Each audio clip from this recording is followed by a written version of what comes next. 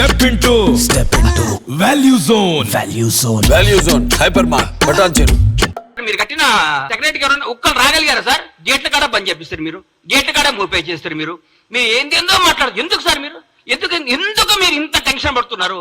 ఎందుకు మరీ ముఖ్యంగా హరీష్ రావు గారు కేటీఆర్ గారు అయితే వాయమ్మనే వాయం ఆగం చేస్తున్నారు సార్, పెండ బిసినట్టు పిస్తున్నారు. ఎందుకు సార్? ఆగండి, కొద్దిగా ఆగండి సార్, పిసుకకండి కొంతకాలం. మిమ్మల్ని మీరు చెక్ చేసుకోండి, మిమ్మల్ని మీరు చేసుకోండి. జనం మోసపోయారా? ఎందుకు పోతారు సార్? జనం చాలా విజ్ఞతతో ఉంటారు సార్. మీ అందరికంటే మనందరికంటే జనం చాలా తెలివిగలవాళ్ళు, చాలా గొప్ప నిర్ణయాలు తీసుకున్నారు. ఈ రోజు వాళ్ళకి అవసరం, రాష్ట్రానికి అవసరం కాబట్టి కాంగ్రెస్ పార్టీ ఘన విజయం సాధించింది.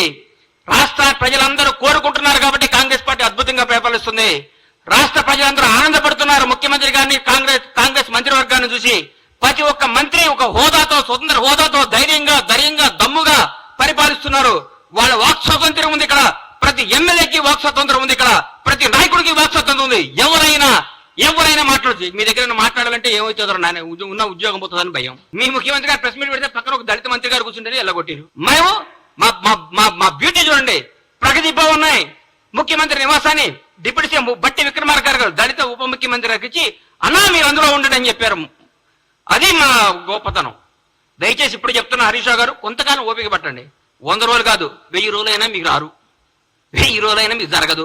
మీరు ప్రెస్ మీట్ పెట్టే అవకాశం ఉండదు. ఊరికే మీరు పెట్టాలి ప్రెస్ మీట్, ఎదుగు పెట్టాలి కాబట్టి పెట్టాలి. ఎందుకంటే మీకు అట్లాంటి ప్రెజర్స్ ఉన్నాయి పైన. ఏ ప్రెస్ మీట్ పెట్టు అలా దిట్టని మీకు ప్రెజర్స్ ఉన్నాయి కాబట్టి ఆ ప్రెజర్స్ తట్టుకోలేక మీరు పెడుతున్నారని నాకు అర్థమైంది. మీ మనస్సాక్షిలో మేము బాగా చేస్తున్నాం, మీ మనసుకు కూడా తెలుసు. మీరందరూ మా ముఖ్యమంత్రి గారిని, మా ప్రభుత్వాన్ని మెచ్చుకొని మమ్మల్ని ప్రోత్సహించి ప్రజలకు మంచి చేద్దాం, ప్రజలకు అద్భుతాలు చేద్దాం, ప్రజలకు ఫలాలు అందిద్దాం. కానీ మా 6 గ్యారెంటీలు అమలవుతాయి, మా 6 గ్యారెంటీలు అందరికి వస్తాయి.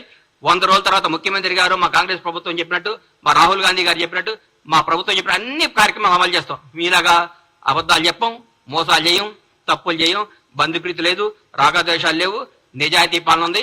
మీరందరూ కొద్దిగా ఓపిక పట్టాలని మనస్ఫూర్తిగా కోరుకుంటూ సెలవు తీసుకుంటున్నాను. Thank you.